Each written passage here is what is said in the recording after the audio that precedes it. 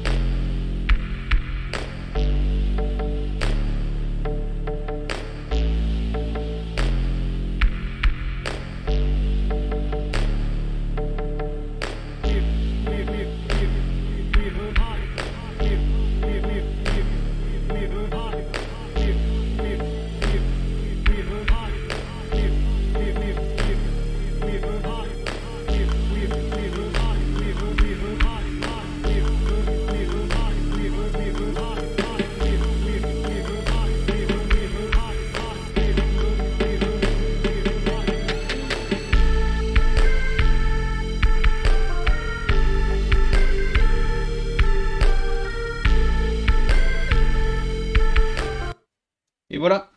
Ah, ça me fait bizarre de revoir cette vidéo. Je l'avais fait il y a plus de 10 ans.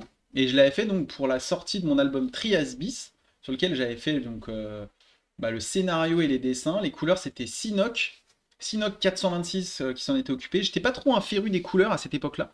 Et je l'avais rencontré sur le forum Café Salé et c'était lui qui s'était occupé c'était lui qui s'était occupé de faire les couleurs et on avait fait un délire avec 3 chapitres dans le bouquin. Et chaque chapitre avait une identité visuelle. Donc au début, il y avait un espèce de style très, on va dire, c'était assez coloré, avec des couleurs un peu comme ça, avec des couleurs un peu vives. Et ensuite, chapitre 2 c'était du full noir et blanc, avec des grosses taches de rouge aux bons endroits, dans ce style-là, quoi, par exemple. Et le dernier chapitre, on était dans des tons un peu, c'était avec des aplats de couleurs, un peu dans des tons ocre. Bref, je m'étais bien éclaté à l'époque, ça commence vraiment à dater, donc je parlais plus du tout de ce bouquin parce que bah, il date et voilà, j'étais passé à autre chose et puis la BD c'était plus trop mon délire, mais là du coup je vous en reparle parce que bon, en gros il y a toute une histoire et je vais profiter de la fin de cette vidéo pour vous expliquer tout ça. Mais globalement, cette BD, donc, elle est sortie en France avec un petit éditeur indépendant, ça n'a pas marché des masses. J'ai fait quelques festivals, on en a vendu, le bouquin était un petit peu vendu et on n'a pas eu, moi j'avais pas eu beaucoup de retours sur la BD. Au final, cet éditeur, donc le Moule à Gaufre Édition, a fermé, a arrêté de faire ce taf d'éditeur. Donc du coup, c'était un peu la fin de l'aventure. Moi, j'étais content. J'avais 25 ans. Ouais, j'avais 25 ans. J'étais content d'avoir eu ma BD. Puis après, la vie a fait que j'avais pas autant de temps qu'à ce moment-là. Et donc du coup, ça s'était un peu arrêté. Et je m'étais dit que ça aurait été un bon délire. J'aurais été édité, j'aurais fait quelques festivals. J'avais même été dédicacé à Angoulême. Donc voilà, il y avait une petite fierté. C'était cool. Mais fin de l'histoire. Et puis, il y a quelques années, ça devait être en 2018, juste avant que mon éditeur français mette la clé sous la porte, petite nouvelle sympa, un éditeur donc canadien qui souhaite racheter les droits pour pouvoir éditer le bouquin au Canada et le vendre aux États-Unis. Donc là, super nouvelle et tout. Moi, j'étais content, même si à ce moment-là, je dessinais plus du tout, ou très très peu en tout cas. j'étais content de me dire que bah, le bouquin il pourrait avoir une seconde vie et qu'il pourrait être lu par des mecs aux États-Unis avec la traduction qui va bien, etc. Et puis au final, ce projet-là, il a mis beaucoup de temps à aboutir, des mois, ça s'est transformé en années. Ensuite, bah, il y a eu le Covid qui est passé par là. Ce qui fait qu'en fait, moi, j'ai complètement perdu le contact avec cet éditeur canadien. Il avait tout ce qu'il lui fallait pour pouvoir sortir le bouquin. Il avait la maquette, la traduction avait été faite, il y avait eu un contrat qui avait été signé. Enfin, tout était OK. Il y avait juste le titre qu'il fallait changer parce qu'en anglais, ça passait pas Trias bis. Bref, il restait quelques petits points d'attention, mais globalement, il y avait tout ce qu'il fallait, il y avait toutes les données d'entrée pour qu'il puisse travailler. Et puis, bah, plus de nouvelles, alors des deux côtés, hein, moi je donnais aucune nouvelle et j'allais en chercher aucune, et lui m'en avait pas donné non plus. Et assez récemment, je me suis, mais vraiment comme ça, en prenant mon café, je me suis dit, tiens, je vais aller sur le site, donc sur le site de Black Panel Press, pardon, donc qui est l'éditeur, le fameux éditeur canadien. Et à ma grande surprise, dans leur boutique, et ben, il y avait ma BD, donc du coup, j'avais même pas vu le titre en fait, hein, ils l'ont fait sans me concerter, mais au final, ça me va très bien. Qu'ils ont appelé donc Human Trials. Et bah voilà, et puis ce que j'ai pu voir, c'est qu'il y avait 15 avis, donc a priori, puis des avis plutôt bons, hein, avec des avis plutôt rigolos, avec notamment des références que je ne connais absolument pas.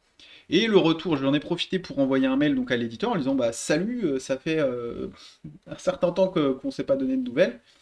Ce qu'il m'a dit, c'est que bah, le bouquin était plutôt bien reçu, qu'il n'y avait pas eu beaucoup d'impressions, c'est un éditeur indépendant, mais que ça avait été plutôt bien reçu et qu'il y avait des nouvelles opportunités avec des nouveaux diffuseurs, blablabla, des trucs plutôt cool.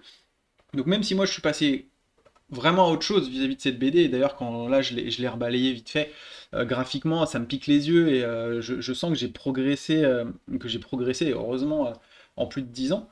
Mais malgré tout, ça me fait marrer de me dire que mon bouquin est lu sur un autre continent et que des gens ont l'air de plutôt bien le kiffer. Donc voilà, c'était la nouvelle qui fait bien plaisir et qui remotive, comme quoi des fois tous ces efforts, tout le temps que j'avais passé à l'époque sur cette BD hein, qui fait environ une centaine de pages, j'avais dû mettre un an pour la faire, et ben des fois ça paye, et puis voilà, c'est des petites récompenses, des petits cadeaux qu'il faut prendre là et qui sont bons pour la motivation. Donc pour les plus anglophones d'entre vous, si vous voulez vous procurer ma BD, eh bien il suffit d'aller sur le site de Black Panel Press, je mettrai le lien dans la description de la vidéo. Le bouquin en version numérique coûte 9,99 $ et en version papier 19,99 $. J'ai pas eu encore la version, les éditions qu'on peut avoir en tant qu'auteur, mon éditeur doit me les envoyer. Mais a priori, le bouquin est plutôt de bonne facture, je crois que c'est en couverture souple, hein, donc ça doit ressembler à celui-là. Donc c'est un format un peu comics, c'est pas un format classique des BD européennes, c'est un format un peu plus petit que je trouvais cool. Sur la version française, il y a des rabats, mais je sais pas si ça sera le cas pour la version américaine.